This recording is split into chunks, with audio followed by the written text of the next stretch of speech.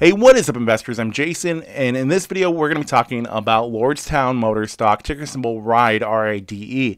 Now, what we've been seeing with this stock is that it had come down a lot from its highs back in February, where this stock was on an amazing bull run coming into this new year, into 2021.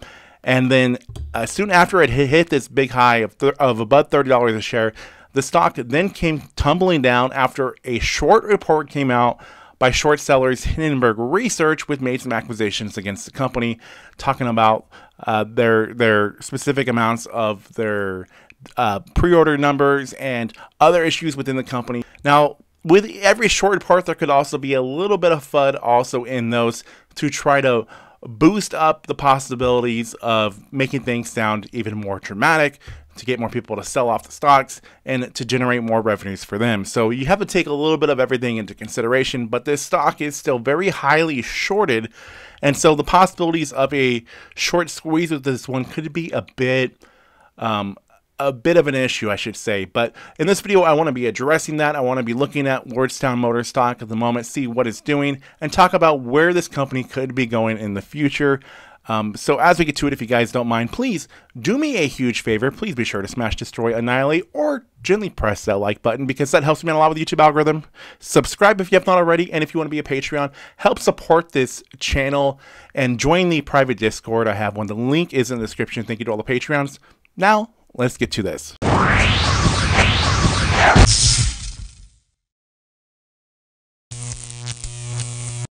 All right, now looking at Lordstown Motors RIDE stock, R-I-D-E, over this last 6 months, we can see that the RIDE was on this huge trend up leading into 2021. And where it really hit its peak was back in February, where the stock had gone up above $30 a share. And then this right here is just literally right when that short report came out by Hindenburg Research. And then that's when we really saw this stock tumbling down. There was a lot of people just quickly selling off this stock, and the short sellers were just really shorting the stock a lot, making a lot of money, really getting, really profiting off of everybody basically losing money on this stock. So this stock had gone down to prices below even $7 a share. I think we even saw it go as low as, or it says here on the 52-week, $6.69 was the lowest it has gone. So this stock took a huge hit. And remember, this was a SPAC.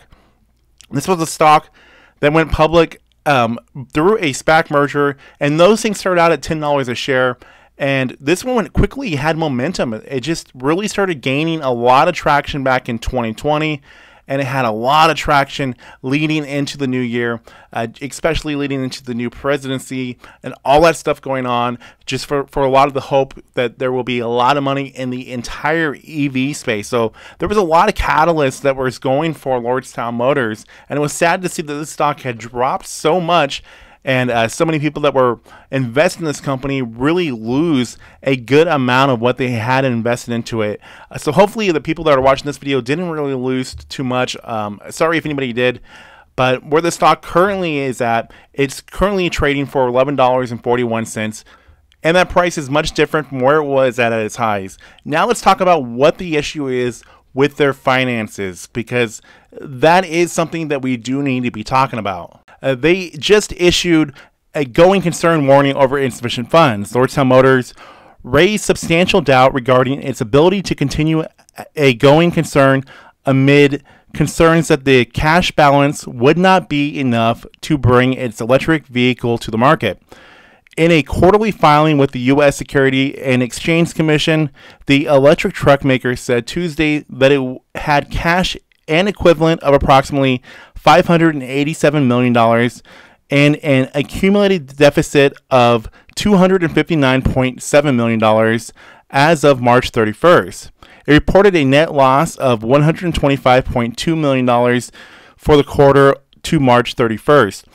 The company's ability to continue a going concern is dependent on its ability to complete the development of its electric vehicle, obtain regulatory approval, begin commercial scale production, and launch the scale of such vehicles. Lordstown said in a filing, the company believes that its current level of cash and cash equivalent are not sufficient to fund commercial scale production and the launch of sale of such vehicles. So that is a big concern to be thinking about if you are invested into Lordstown Motors. So what you got to expect that might be happening here at this very low stock price that Lordstown Motors is currently sitting at is that they could be possibly seeing the possibility of dilution, of having to sell more shares of the stock to generate even more money. So that is a concern, especially for people that are looking to possibly have a short squeeze with Lordstown Motors. That brings up a lot of concerns regarding that, because the abilities for a short squeeze, with knowing this information and knowing that there could be more shares there for the short sellers to obtain,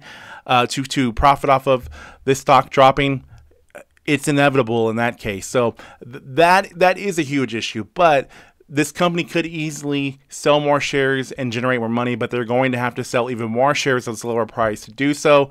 But that is a easy way for this company to actually generate more money without having to go into more debt. So it's a good thing, but also a bad thing, depending on how you look at it. So the takeaways from that is that they have $587 million of cash and equivalents on hand from when they last reported, and this was on June 8th, and that they have an accumulated deficit of $260 million. And the first quarter of 2021, they had a net loss of $125.2 million. So what we know is that going into this next quarter, or this quarter they're currently in, I should say, is that they're going to be possibly spending even more money. And especially since that they are currently at 48 beta vehicles out of 57 beta vehicles that they have planned on making, that they're most likely spending a lot of money on these beta vehicles, doing all the tests and research, that they could easily be spending a net loss of upwards around $125 million to even $200 million, given that the cost of these beta vehicles could be very pricey when things are all said and done. And this is just the second quarter that we're currently in right now. That's what I'm thinking. Now, this second quarter ends on June 31st, so we're going to be entering the third quarter in July, and that's the big quarter. That's the quarter where everything is getting ramped up and into ready for production, because we're talking in July, August, September. And that's when September is when they're wanting to start doing these small-scale deliveries of these vehicles, and that means that they have to really be ramping up production. They're going to be spending a lot of the cash that they have, but at the same time, they should be having some revenues finally coming in during this time, because they will be making these deliveries. So that could be a really big catalyst. Now, in the terms of this stock in the short term, of course, it's very highly short of stock. There's a lot of people that are interested in wanting to do a short squeeze on this stock. So it depends on how your strategy is, because at this point the dilution is imminent.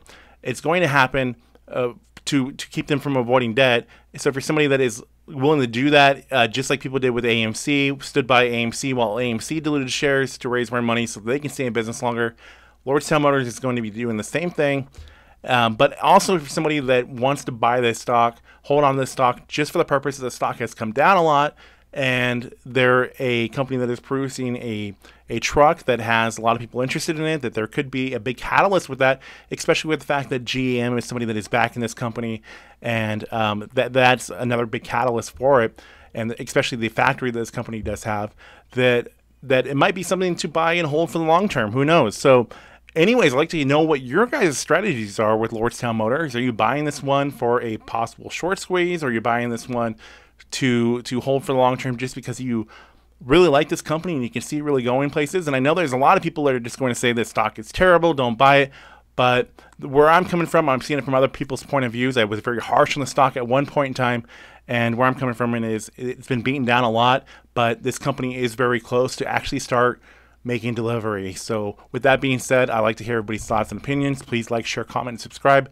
New videos coming out on my channel all the time. Thank you guys for watching. I'll see you all in the next video coming very soon.